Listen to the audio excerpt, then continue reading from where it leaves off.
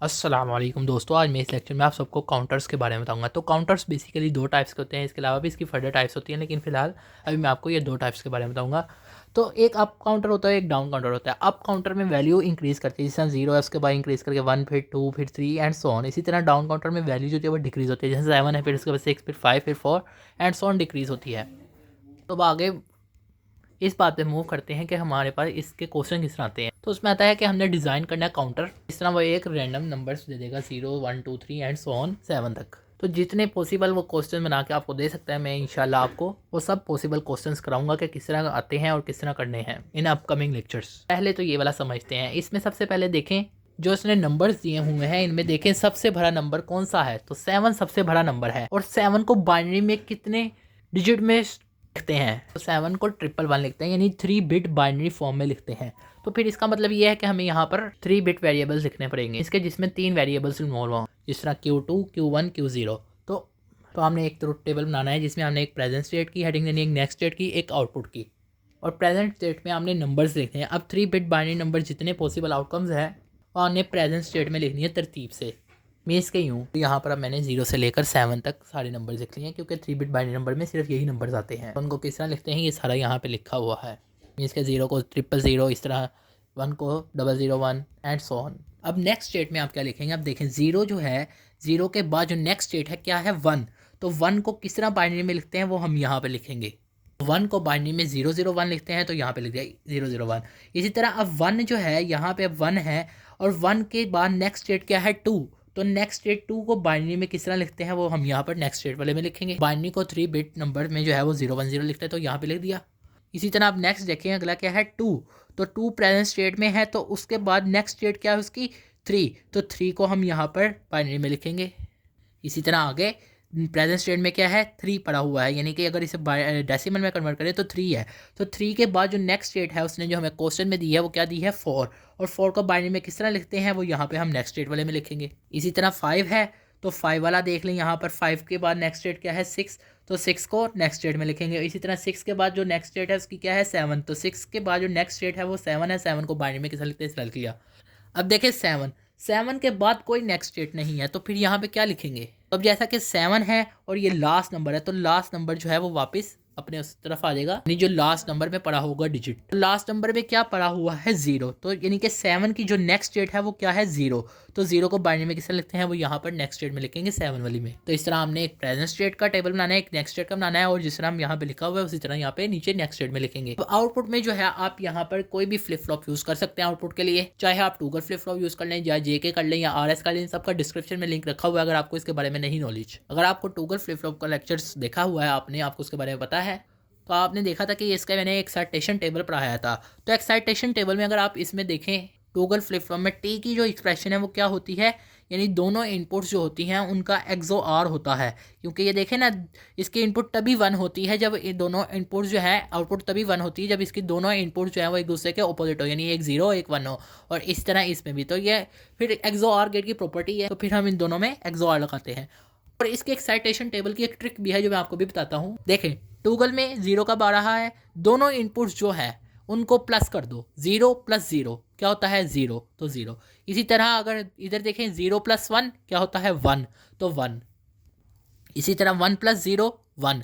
इसी तरह 1 + 1 बाइनरी में क्या लिखते हैं, 1 0। तो जो नीचे आता है 0 आता है और 1 कैरी में चला जाए, तो कैरी को हमने इग्नोर कर देना है। तो आप इस तरह भी कर सकते हैं, चाहे तो आप इसकी एक्सप्रेशन याद कर लें इस तरह करके कि जब दोनों ऑपोजिट होंगे तभी 1 आएगा, या आप इनको आपस में प्लस कर लें और कैरी को इग्नोर कर दें अगर कैरी हो रहा है। अब याद रहे कि T2 वाले में हम T2 वाले कॉलम में 0 1 हम Q2 प्रेजेंट स्टेट और Q2 नेक्स्ट स्टेट की बिना पे करेंगे, यानी कि कैसे, यानी कि अब ये T2 है, T2 में देखें यहाँ पे Q2 क्या है, 0 और 0, यानी 0 + 0 क्या होता है, 0। तो यहाँ पे 0 XOR 0 क्या होता है, 0 होता है।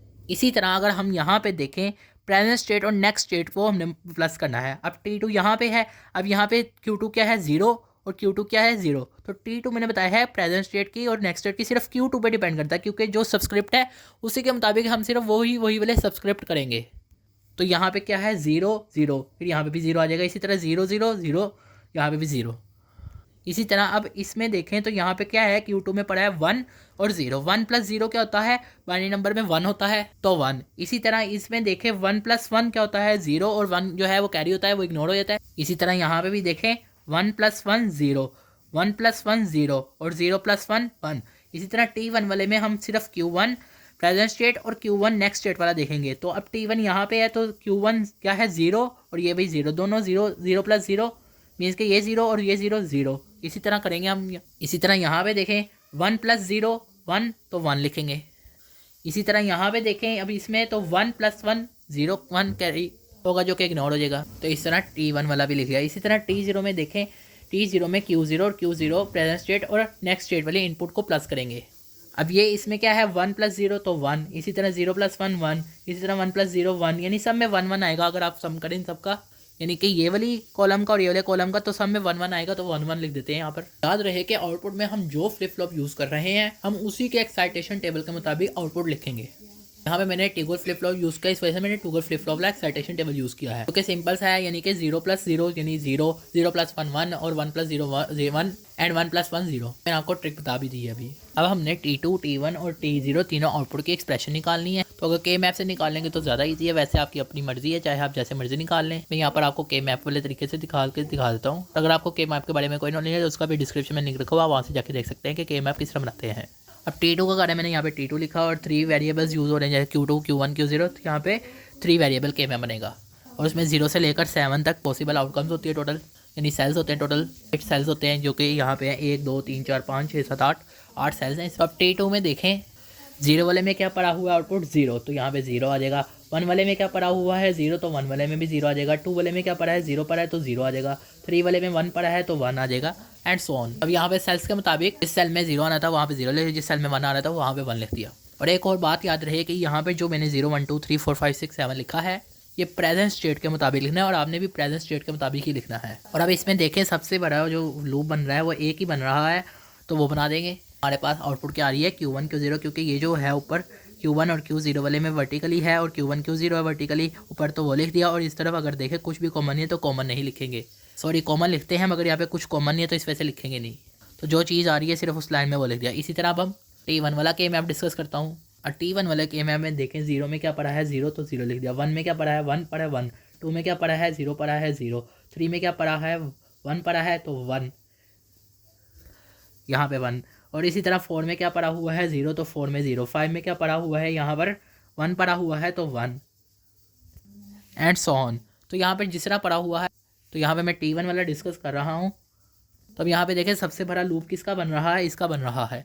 तो अगर इसके ऊपर देखें यहाँ पर कौन सा वेरिएबल कॉमन आ रहा है, Q0 कॉमन आ रहा है, और इस तरह देखें कुछ भी कॉमन नहीं है तो Q0 कॉमन है। T1 का Q0 के बराबर आ गया, यानी कि जो इसकी एक्सप्रेशन है वो ये आ गई। इसी तरह T0 में देखें ऑल वेरिएबल्स जो हैं इसमें जितनी भी आउटपुट्स आ रही हैं वो सारी 1 1 है, तो हम फिर जब सारी 1 हो तो हम इसको लिख सकते हैं कि वो इक्वल है 1 के। तो यहाँ पे T0 इक्वल 1 लिख दिया। हमने काउंटर को डिज़ाइन करना है, काउंटर वही वाला डिज़ाइन करना है जिस वाली हमने आउटपुट निकाली है। तो हमने टूगल फ्लिप फ्लॉप यूज़ किया है तो टूगल वाला ही करेंगे, फिर टूगल फ्लिप फ्लॉप यूज़ करेंगे। तो यहाँ पे देखें T के कितने वेरिएबल्स हैं, 3 है, T2 T1 T0, तो मीन्स के 3 टूगल फ्लिप फ्लॉप यूज़ होंगे कि टूगल फ्लिप फ्लॉप लिए ब्लॉक डायग्राम यूज़ होगा। यहाँ पे देखें 3 टूगल फ्लिप फ्लॉप यूज़ हो रहे हैं, ये 1 2 3, यानी कि किस तरह डिज़ाइन हुए हैं। यानी कि अभी यहाँ पे देखें ना T2 जो है आउटपुट है और Q2 इनपुट है, क्योंकि ये दोनों एक दूसरे पे डिपेंड करें, तो इस वजह से तो इस तरह हम इनपुट लिखेंगे, इस तरफ आउटपुट लिखेंगे, यहाँ पर भी इनपुट यहाँ पे आउटपुट, ये इनपुट ये आउटपुट।